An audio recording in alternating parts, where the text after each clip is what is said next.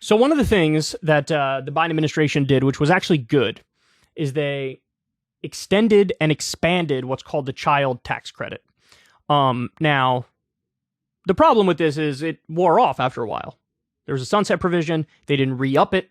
That's a crime that they didn't re-up it. They need to re-up it, and they need to do that ASAP. But now we have some new evidence, and this shows you the impact of good policy.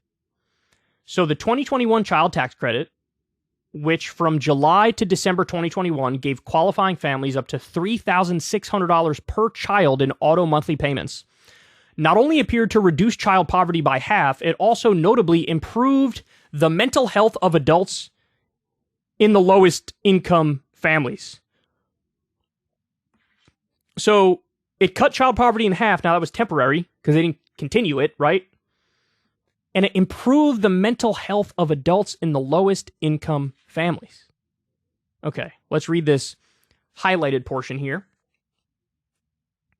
The U.S. Congress temporarily expanded the child tax credit during the COVID-19 pandemic to provide economic assistance for families with children. Although formerly the CTC provided $2,000 per child for mostly middle-income parents, during July to December 2021 it provided up to $3,600 per child.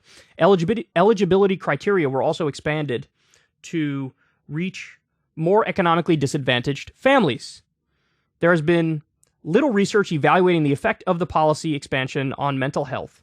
Using data from the Census Bureau's Household Pulse Survey and a quasi-experimental study design, we examined the effects of the expanded CTC on mental health and related outcomes among low-income adults with children and by racial and ethnic subgroup. We found fewer depressive and anxiety symptoms among low-income adults, adults of Black, Hispanic, and other racial and ethnic backgrounds, demonstrated greater reductions in anxiety symptoms compared to non-Hispanic white adults with children. There were no changes in mental health care use.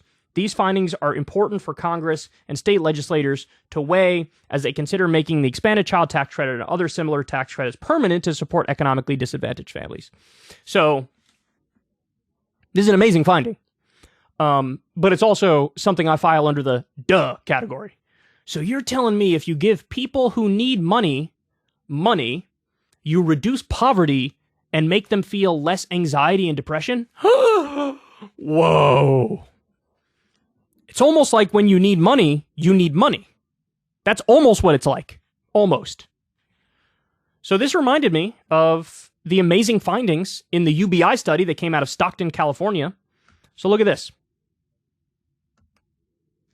Michael Tubbs was the name of the mayor who did this study. So what happened is it was a select group of people. They got $500 per month under this program. No strings attached. No nothing. Just here's $500. Here were the findings. Employment and productivity went up. Well-being up. Stress down. It allowed people to pay off debts. And the money was spent on necessities and not drugs. So here are the specific numbers. And this matters. This is important. 37% of the money was spent on food. 22% was spent on home goods, clothes, and shoes. 10% was spent on auto costs. 11% was spent on utilities. Less than 1% was spent on alcohol and tobacco. So, and again, stress went down, well-being went up, and employment went up. See, that fact flies in the face of everything you've ever heard. If you give these people money, they're going to get lazy, and they're going to not look for a job, and they're going to eat cookie dough ice cream on the couch all day, bro. That's what's going to happen. Well, it turns out, empirically, that didn't happen. When you gave people a little bit of help, they used the help for proper things that make sense, for necessities. And employment went up. It didn't go down. Productivity went up. It didn't go down. So you're giving people a little bit of help, and then they get by. Then they do better. They thrive. And all this money is spent on stuff which you would expect a responsible citizen to spend the money on. So where's the downside? What am I missing? We're not missing anything. Sometimes the simple solution is the exact correct solution. Turns out, middle-income people, lower-income people, and poor people, turns out they need a little more money. They're kind of struggling to get by. 63% of the country living paycheck to paycheck.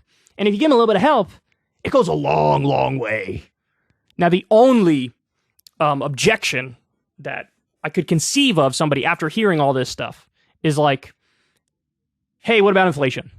To which I respond, look at the evidence on inflation. It's very clearly tied to the supply chain crisis, which we had as a result of the pandemic, and it's tied to monopolies / corporate price gouging. And there were articles on the Business Insider, for example. They reported on, hey, here are these corporations, they're price gouging, and what they're doing is taking the media hysteria around inflation, and they're using that as an excuse to jack up prices because they can get away with it. And so that's why corporate profits were at a record high at the same time inflation was up.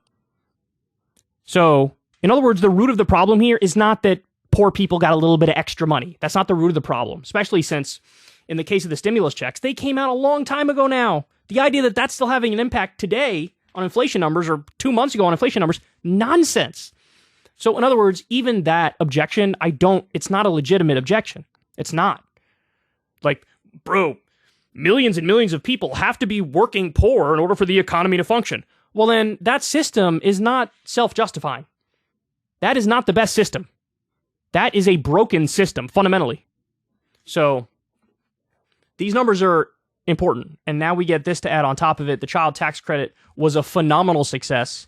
And this isn't just about like, hey, reducing poverty, which is huge on its own, but it's also less depression, less anxiety, more productivity, and more employment. It's wins all across the board. Ever since Adpocalypse, when YouTube defunded all independent news and politics overnight, we haven't trusted them. We know they can pull the rug out from underneath us at any time.